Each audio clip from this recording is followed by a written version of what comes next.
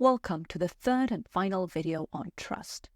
In the first one, we were talking about the importance of trust. And in the second one, I've introduced you to the trust equation 2.0. In this one, it's reflection time. So grab a piece of paper, grab something to write with, and let's get started. So right now, it's time for you to reflect. I want you to think about a person you work with. But there is a little twist. You will be rating how much you trust them. You will try to see yourself through their eyes and see how much they trust you. When we do this exercise, it's very important to bear in mind that we judge ourselves by our intentions, but we judge others by their actions. What do I mean by that?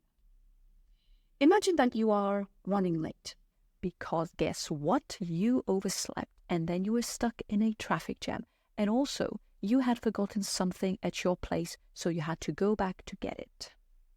When you arrive, you are 15 minutes late. If I ask you, are you a punctual person? You would say, yes, it was just that one time, and it was this, and that.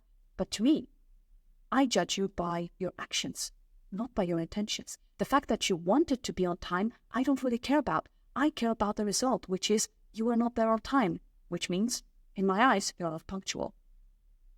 The reason why I mention this is because when you try to see yourself through other people's eyes, you need to be very strict. Remember, they judge your actions, not your intentions. Do you have that person in mind? Do you have your piece of paper? Okay, let's kick it off. I hope you still remember that the first component of trust is competence, which is experience, knowledge, and confidence. For every component of trust, we are going to go through a list of questions, and if at any time you feel like you need more time to reflect, just hit the pause button and then you can resume when you're ready. And here are some questions about competence.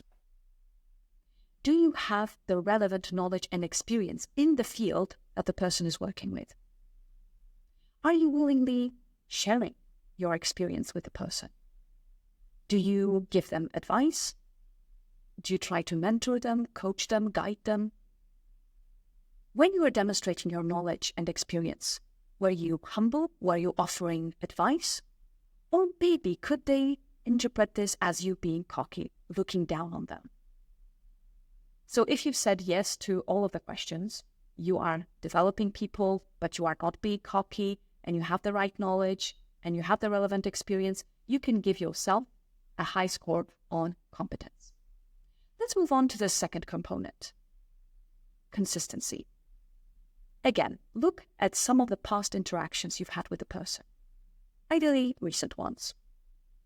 And think about, have you demonstrated consistency between your words and your actions? Have you delivered on all the promises you've made to the person? Was the communication consistent as well? Have you responded to all the messages? Have you called them back if they called you? Now, if you feel that you've delivered on all the promises, and I mean it, all the promises, then you can give yourself a high score for this component. Moving on to the next component, connection. How well do they know you? Would they be able to talk about your hobbies, what you did during the weekend, your family life, private life in general? How much do you know about them? Would you be able to talk about their private lives, like hobbies, family life, their struggles, their thoughts, their past experiences? Have you treated the information that was given to you with respect, with empathy? It did not leave the relationship, which means you did not give this information to anyone else. Now, if you answered yes to all of these questions, feel free to give yourself a high score on that component. Let's move on to the final component, care. Now, with this one, we need to be especially strict with ourselves because remember, you have the best intentions, but it's not always that people see these. So only think about your actions and how these could be seen by the person you are thinking about. Let me give you a specific example. Let's say you have a conversation with a person and suddenly you get a notification on your watch. Okay, sorry, I'm with you. For a second there, you are not with them. For you, you have the best intentions. You want to focus, but then you get distracted, but you really want to be there for the person.